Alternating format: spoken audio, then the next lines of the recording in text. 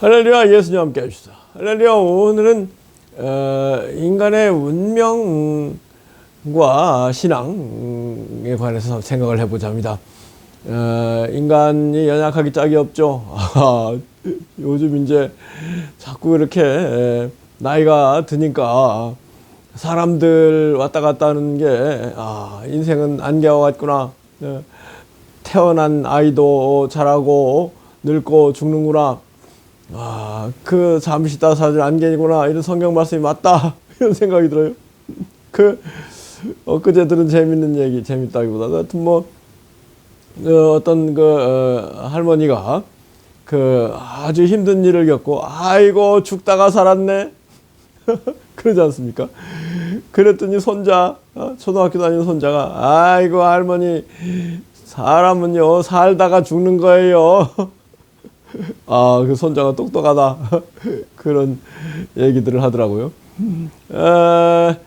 인간이 연약하고 또 세상은 변화무쌍하기 때문에 자신의 운명, 전체적인 운명이 어떻게 흘러갈 것인가, 또 목전에 닥친 중요한 일이 어떻게 결론이 날 것인가, 이거에 대해서 참 사람들이 궁금해하고, 그러면서 이제 여러 가지 예측을 하기 위한 그런 점치는 일, 명리학, 사주 보는 일, 이런 것이 동양에서는 발전했고, 서양에서는 이제 점성술 이런 게 발전하지 않았습니까? 그런데 기본적인 원리는 간단한 거 아닐까요?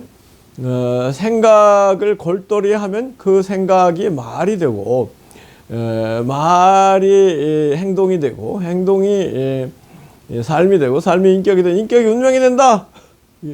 사뮤엘 존슨인가 한 유명한 말인데, 영어로 so thought, you will live on word, so a word, you will live on act, if you so on act, you will live character will be your destiny, 이런 거 얘기하지 않습니까? 할렐루야. 그런데요, 제가 20대에 성경을 한 500구절을 외웠는데요. 외운 게, 아주 깊이 새겨져 있어가지고, 지금도 조금만 생각을 떠올리면은 20대에 외우는 성경 말씀들은 지금도 달달달달 나오거든요. 할렐루야. 그래서 얼마나 참 신기하고 감사한지 몰라요. 정말로 대표적인 게 제가 이제 20대에 로마서 8장을 외워놨단 말이에요. 근데 로마서 8장이 상당히 긴, 또 복잡한 그런 성경 내용인데, 지금도 시작하면은, 그러므로 이제 그리스도 예수 안에 있는 자에게는 결코 정죄함이 없나니 이는 그리스도 예수 안에 있는 생명의 성령의 법이 죄와 사망의 법에서 너를 해방하였습니다. 할렐루야.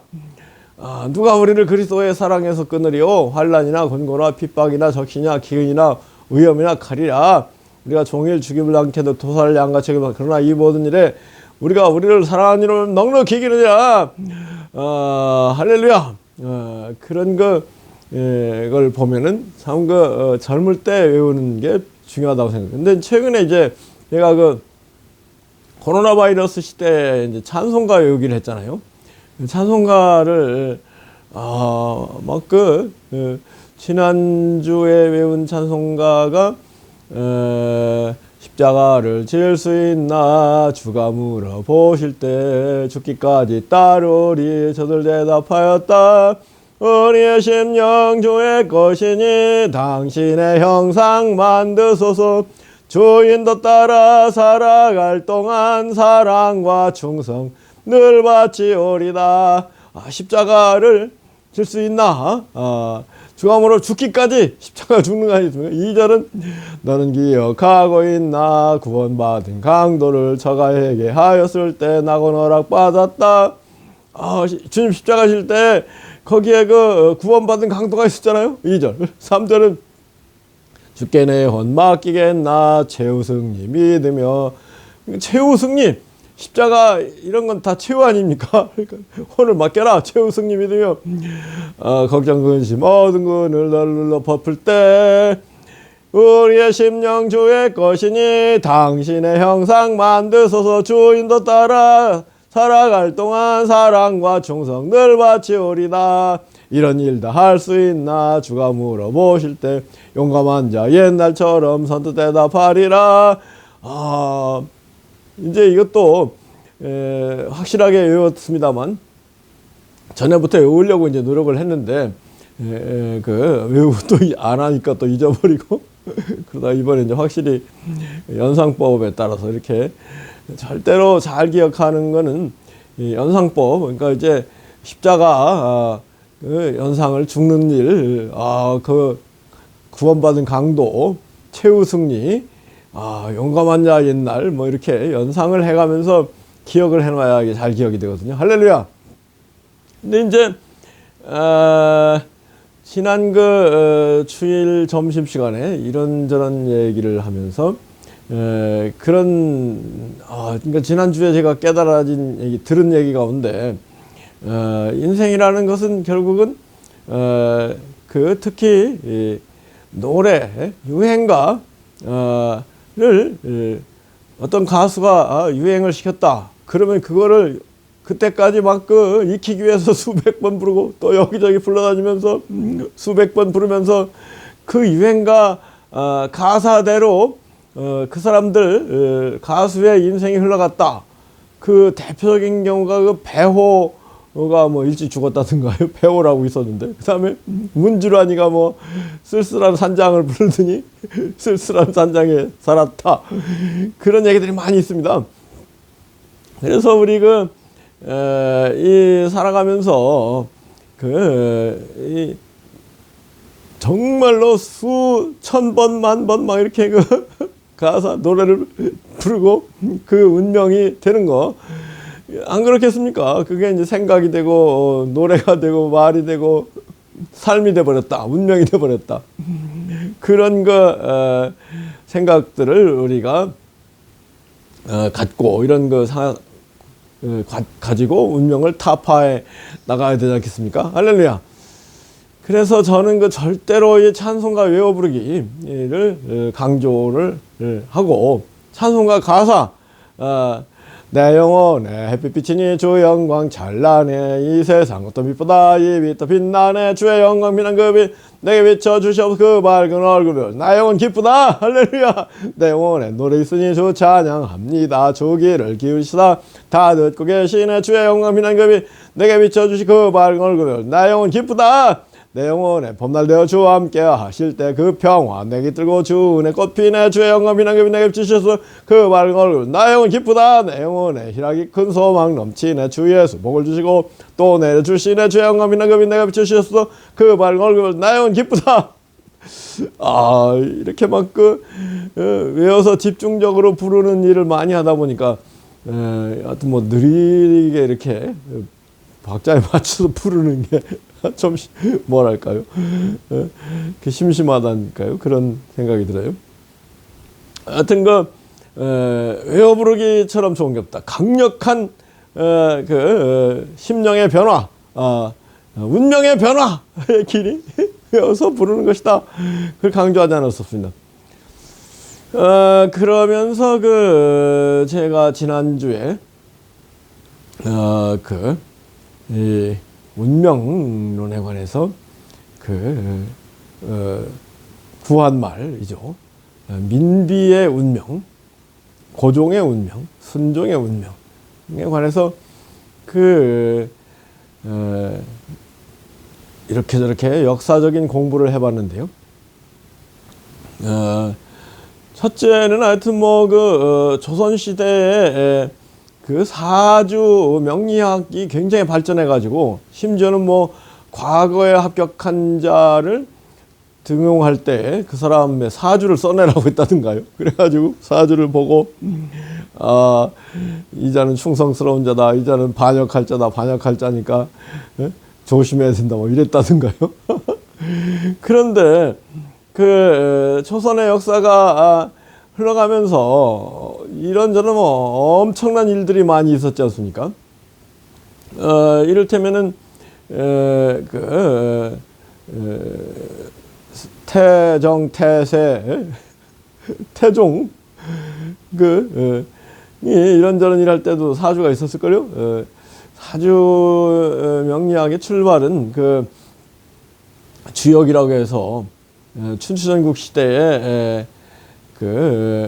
가 시작할 때 하은주 춘추전국 그렇게 하지 않습니까? 그 은나라의 탕왕인가 아주 뭐 달기라는 그 경국지색에 미쳐가지고 주지육류에 빠져서 백성들이 비참하게 살고 있을 때, 야, 이래서 되겠느냐.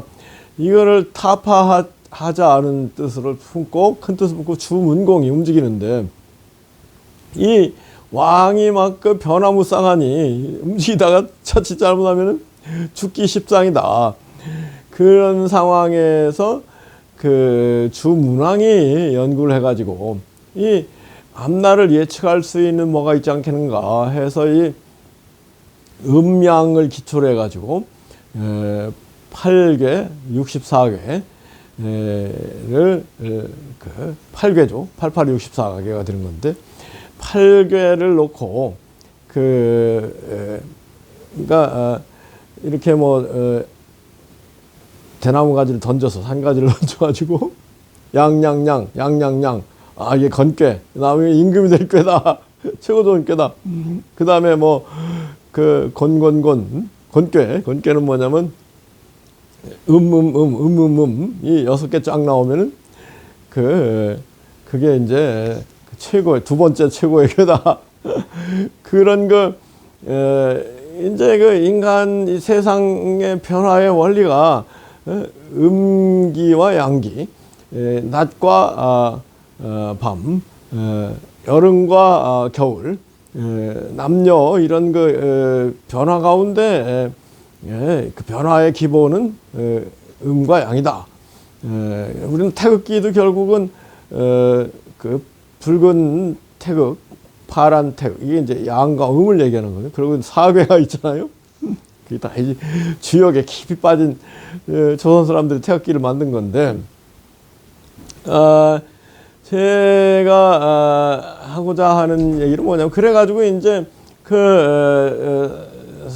주역이 막 발전하고 주역을 제일 열심히 본 사람이 공자라는 겁니다. 공자가 주역을 3000번을 읽었다는 게 위편 3절의 고사인데 그러면서 공자가 내린 결론은 뭐냐면은 야, 사람이 망하는 건 하루아침에 망하는 게 아니고 자꾸 악한 일, 뭐 이를테면 길 가면서 침 뱉는 일 또는 사람 보고 째려보고 화내는 일 이런 일들이 악한 사람들은 다반사를 하다가 그게 눈덩이처럼 쌓여가지고 망하는 것이다. 반대로 선한 사람들은 길거리에 있는 휴지를 줍는 일, 사람들을 바라보면서 반갑게 인사하는 일 별로 아니죠. 그런데 그런 작은 일들이 자꾸 모이고 모여서 큰 일을 이루는 것이다. 이게 공자가 주역의 원리를 결론이 그거였거든요.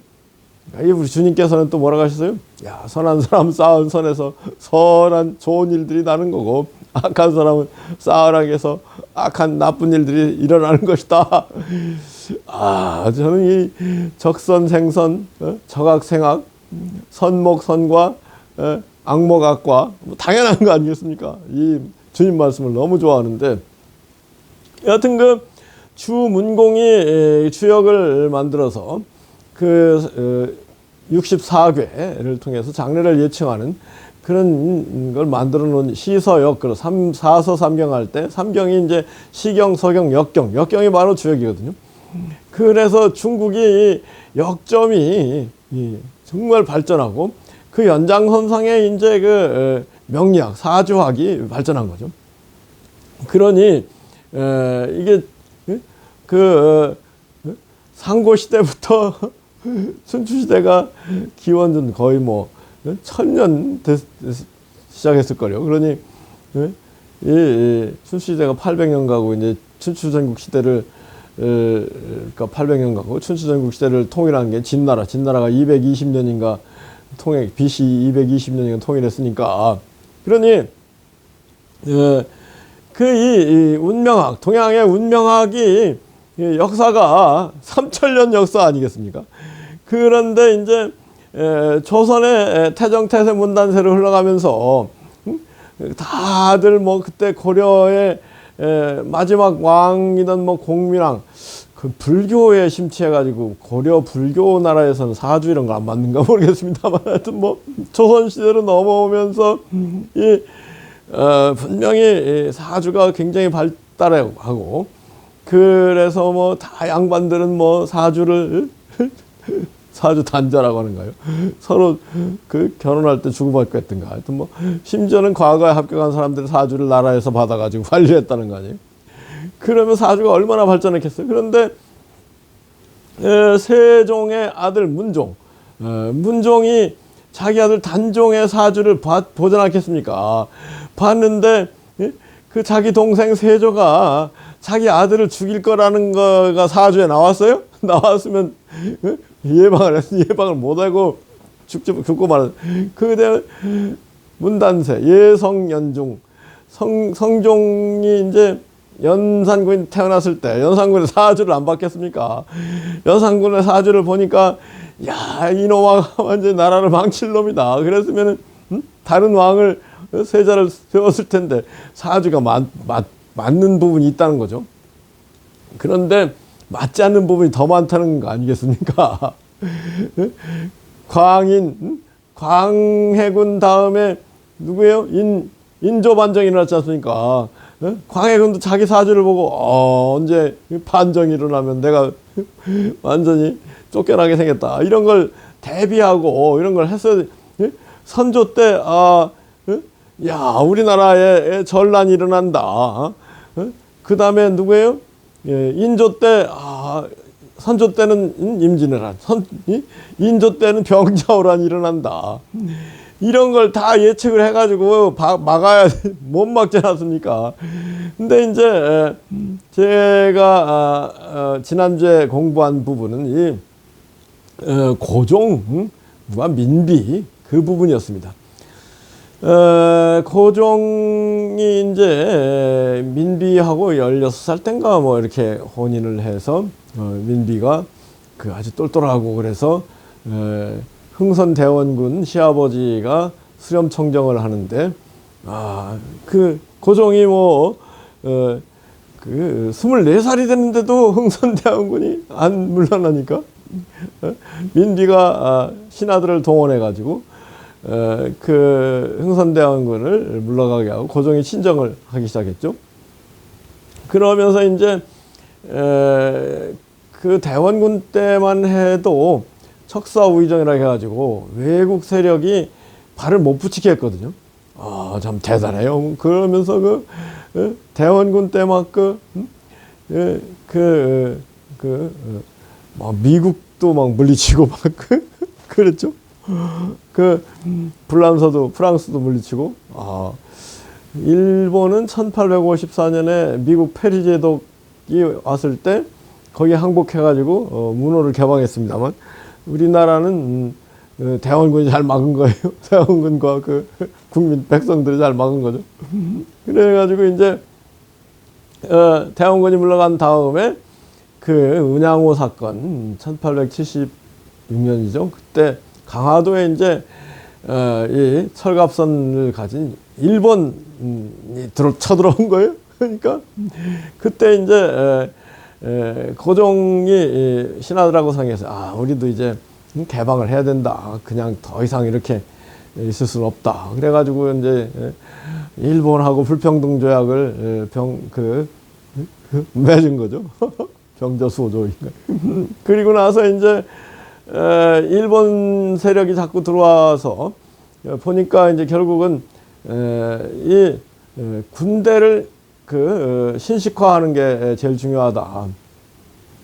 그래가지고 이제 별기군이라는 걸 만들지 않았습니까? 별기군을 만들어서 신식 군대는 우대하고 구식 군대들은 찬밥 신세, 심지어는 뭐 구식 군대에 그 급여를 뭐 3년치를 주지 않았다는 거예요. 그러다가 이제 겨우 준다는 게 뭐 썩은 쌀, 뭐 돌이 많이 섞인 쌀 이런 걸 주니까 이제 구식군대들이 화가 나가지고 야 그래서 궁궐에 쳐들어가서 이게 나 민비가 잘못한 거였어. 민비를 죽여라 그랬는데 그 민비가 어떤 그 호위군 홍아무개인가요? 그 사람이 이제 자기 누나가 이제 궁녀였는데 궁녀로 속여가지고 민비를 그 사람 등에 업고 그리고 나서 충주까지 갔다든가요. 충주에 가서 민비가 민금호라 민씨 부잣집 99칸 큰 부잣집에 이제 민비가 머물고 있는데 이 흥선대원군을 앞세워 가지고 이제 구식군인들이 이거 우리가 나라가 제대로 되는 길은 흥선대원군이다 해가지고 흥선대원군이 들어갔다는 거죠. 그랬는데 이제 청나라가 그때만 해도 이제 청나라가 우리나라의 그 종주국이었거든요. 나중에 이제 청일전쟁 뒤에 이제 종주국 그런 관계가 끝났는데 1882년에 이제 이모군란 얘기인데 청일전쟁은 1894년에 일어났으니까 그 한참 뒤 얘기죠. 그래서 이제 대원군이 들어섰는데 그 민비 쪽 세력, 국왕 고종 쪽 세력들이 청나라에 일러 바쳐가지고 청나라 군인들이 와서 그 결국은 흥선대원군이 청나라에 압송되고 그 뭐 100일 천하로 끝났다고 할까요? 뭐 나중에 갑신정변은 3일 천하였는데 이 이모군란은 100일 천하로 끝났어요. 근데 그러면서 이제 흥선대원군이 결정적으로 제가 볼 때는 실수를 한 게 뭐냐면은 민비가 안 보이니까 그 난리통에 민비가 죽었다 생각하고 민비를 국상을 지내고 그러고 이제 있는데 사실은 민비가 충주까지 도망가서 그 민금호라는 그 부잣집 같은 민씨였죠. 민씨들이었던. 그래서 숨어 지내는데 얼마나 무료하고 얼마나 답답하고 얼마나 자기 일이 어떻게 펼쳐진지 그러겠습니까? 그럴 때 이제 그 민금호가 무당을 하나 붙여줬는데 무당과 점을 치기를 중전마마 걱정하지 마세요. 며칠 뒤에 궁궐 올라갑니다. 한양으로 복귀합니다. 그랬는데 아니다 그럴까 청나라가 와서 대원군을 압송하면서 국정을 다시 고종이 권력을 다시 회복하면서 그때 이제 그런 소문이 이제 충주까지 보내지고 그래서 민비가 다시 한양으로 왔는데 올 때 그 무당 신통하게 생각해가지고 그 무당을 데리고 왔다는 거 아니에요. 그래가지고 그 무당이 그 뒤부터 계속 점을 쳐주는데 이제 우리나라 지금 뭐 북한하고 비슷한 게 전체주의 왕조 시대입니다. 지금 북한의 김정은이가 제일 강력하게 염두에 두고 골몰하는 거는 이 정권 계속 가야 된다. 내 다음 때 우리 애들이 또 이어받아야 된다. 거기에 생각이 골똘해 있죠. 국리민복, 나라 발전 이런 건 별로 생각이 없는 거예요. 아무리 나라가 발전하더라도 내 지위와 이 왕조가 위태하다면 그건 나라가 발전하는 게 낫다. 그래가지고 막 무기나 만들고 우크라이나 전쟁이나 파병하고 그런 일들이 일어나는 거죠. 근데 이 고종과 민비도 생각이 똑같았어요. 그래가지고 고종도 자기 안위. 그 다음에 민비는 뭐가 제일 중요하겠어요? 자기가 난 아들이 대를 잇는 거. 그게 제일 중요하잖아요. 근데 민비가 아이를 넷을 낳았다든가요. 삼남 일녀를 낳는데 나중에 순종이 되는 세자 외에는 다 죽고 순종만 남았다는 거죠. 그래서 순종을 세자로 옹립을 했는데 근데 이 순종이 건강이 시원찮아 가지고 병에 들었더니 그 아까 그 무당한테 점을 쳤더니 무당이 마마는 화기, 중전마마는 불의 기운인데 그 세자는 물의 기운이니 이게 병이 나는 겁니다. 그러니 중전마마의 불의 기운을 식혀야 됩니다. 그래가지고 그 중전마마가 추운 겨울에 막 그 맨발로 그 나가서 막 이렇게 있다가 자기를 춥게 만들고 차갑게 만들고 그리고 그 세자가 나왔다든가요. 아이고 그러니 그 민비가 완전 뿅 가가지고 이 무당을 그 군으로 임명하라. 군이라는 거는 왕족을 또는 뭐 그 국가의 큰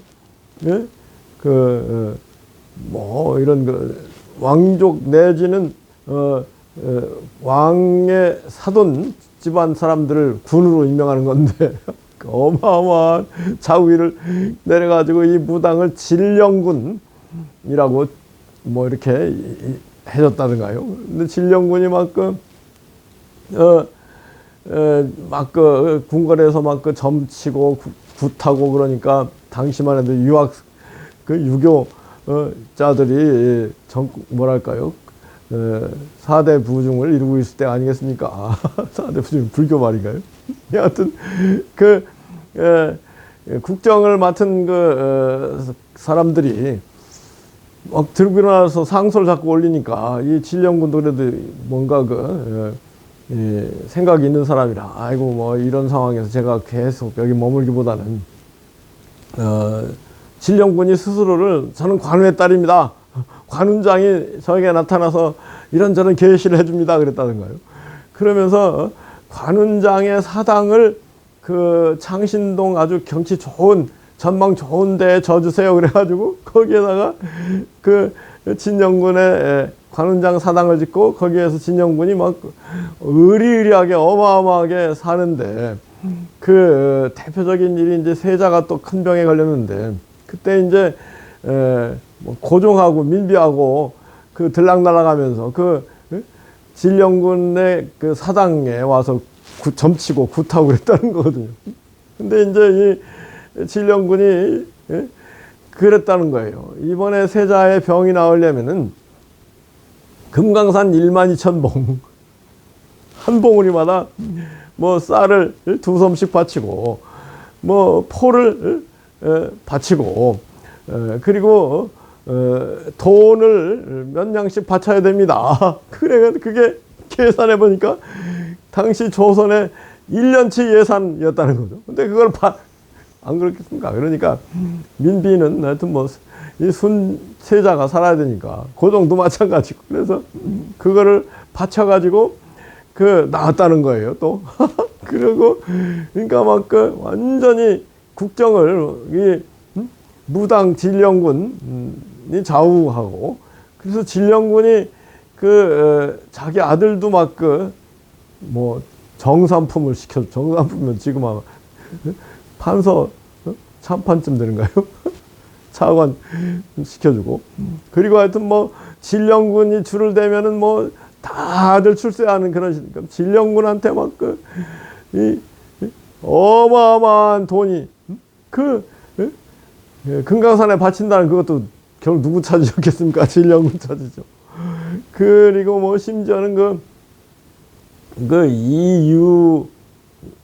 이유원인가요? 그런 작자가 나타나가지고 영의 아들이다. 신의 아들 뭐 그래 내 신자다 신아들이다. 가톨릭에서 신부 그런 소개를 해가지고 거기하고 이제 사실은 내연 관계를 맺고 있으면서 이유인을 왕한테 추천해가지고 이유인 나중에 병조판서까지 갔다던가요. 그러니 이게 나라꼴이 엉망진창이 되지 않겠습니까? 그러다가 이제 동학혁명이 일어났잖아요. 1894년에 동학혁명이 일어난 이유가 뭐예요? 전라도 고부 군수 조병갑의 포악한 학정에 동학 의식 있는 동학 사람들이 들고 일어나가지고 막 쳐들어오는데